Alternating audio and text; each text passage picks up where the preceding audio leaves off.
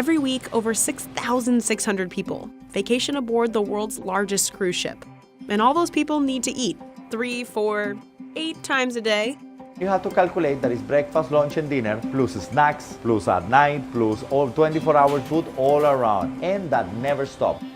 Ship kitchens run 24/7, manned by a culinary team of more than 1,000 people. They dish out over 30,000 meals every single day. And they do it all from compact kitchens on a rocking ship. So how does all this food make it to the plate? We'll start on the loading dock on a Saturday. This is turnaround day, when all new food is delivered to Deck 2. This is basically a place that you would not like to be on turnaround day when we are loading. It's busy, super busy. That's Jarrett. He orders food for the ship's 23 different restaurants. Every week, Jarrett's got a $1 million shopping budget. All of that is just for 7 days of food. Sometimes Jarrett will tweak his orders based on who's coming aboard. More kids means more chicken fingers. That's how the operation runs. So we monitor it on a daily basis, what has been used, what has not been used, and then we adjust our orders accordingly. But by and large, being in Miami, having the same number of people, it's almost the same every cruise. On turnaround day, 30 trucks arrive at Miami Port. They're carrying 500 pallets worth of inventory, and all that has to be loaded onto the ship by 4 p.m. Any delay in our operation can hamper the sail away of the ship, which is again a big logistic requirement. Over 600,000 pounds of food and drinks are provisioned for just 1 week of sailing. Once on board, everything is moved along the ship's secret highway. This is I-95, and it runs the entire length of the ship on Deck 2. We separate all the stores to the different locations that they are supposed to go. We have about 20 different storerooms divided into freezers, fridges, walk-in fridges, and rice stores. Seafood, meat, vegetables, and fruit are all divided and stored in separate fridges. If you come towards the end of the cruise, this box will be almost empty with a few fruits that are needed for 2 more days, which we keep as backup stock. There are also 6 freezers. That's where the 700 pounds of ice cream that'll be eaten each week are stored. Dry goods are stored down on Deck 1. Full of spices, full of chocolate in this storeroom. Coffee, it's nice to be in this storeroom. An elevator gets the food downstairs. Jarrett's team checks all of the food for quality control every day. If produce is ripening faster than expected, they try to work it into another meal. For example, overripe broccoli could go into broccoli cheddar soup instead of being tossed. Once inventory is stored, restaurants on upper decks put in food orders with Jarrett. Chefs will come downstairs, pick up their order, and cart it away to be cooked. That's where this guy comes in. Any food on board this beautiful ship, anything you eat it, is my responsibility. Wherever you have beautiful potato fry, it's mine. Rice is mine. Pate is mine. Pastry is mine. Salad, shrimp, wherever you eat it, is my responsibility. Rijo's team of 280 chefs run the kitchens 24/7. Each chef works 10 to 12-hour days. Contracts typically last 4 months without a single day off.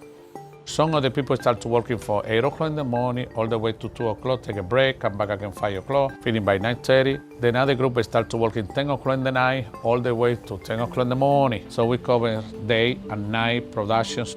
Chefs on board cook up nearly 100 different menus every week. All the menus are developed at Royal Caribbean's Miami headquarters. And every week, chefs stick to the same rotation of menus, cooking up everything from racks of lamb to hand-rolled sushi. The food has to be diverse to match Symphony of the Sea's international passengers, vacationing at all kinds of price points. We try to please everybody and to make sure that everybody find what you're looking for. All the cooking happens in 36 kitchens, or galleys as they're called on a ship. There are 12 specialty restaurants on board, costing up to $50 a person. And each of those restaurants has its own small galley. In those tight quarters, chefs crank out the same menu every day. At Jamie's Italian, it's fresh pasta. At Hooked, it's over 2,000 oysters, shucked per cruise.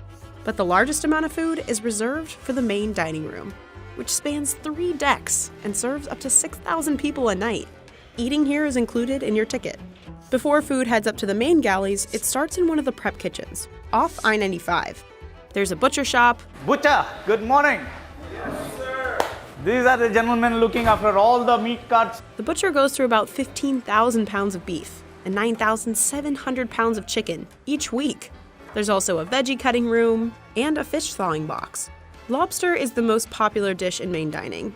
The ship goes through about 2,100 pounds of lobster tails every week. Finally, the food heads upstairs to the main galley.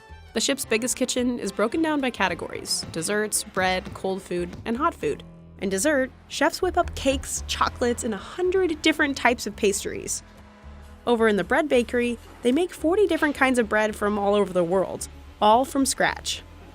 But the real hustle comes just before the dinner rush. 6,000 hungry passengers in the main dining room. Remember Rijo?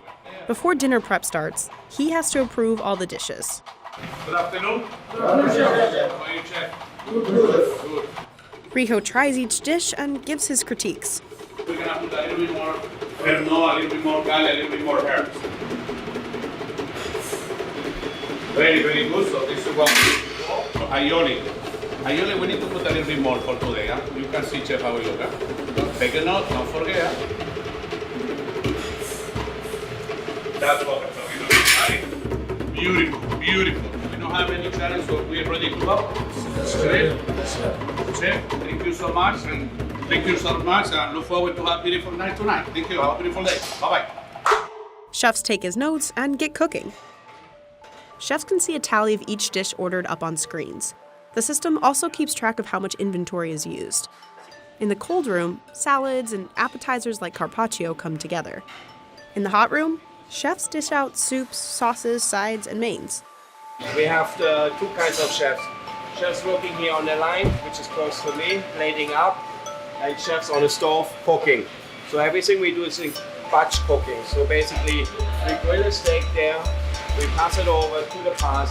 The person on the pass is plating it up to the requested temperature. That means always that the guests are getting fresh food, and from an operational point, we don't have any overproduction. Finally, waiters deliver those dishes to hungry passengers out in main dining.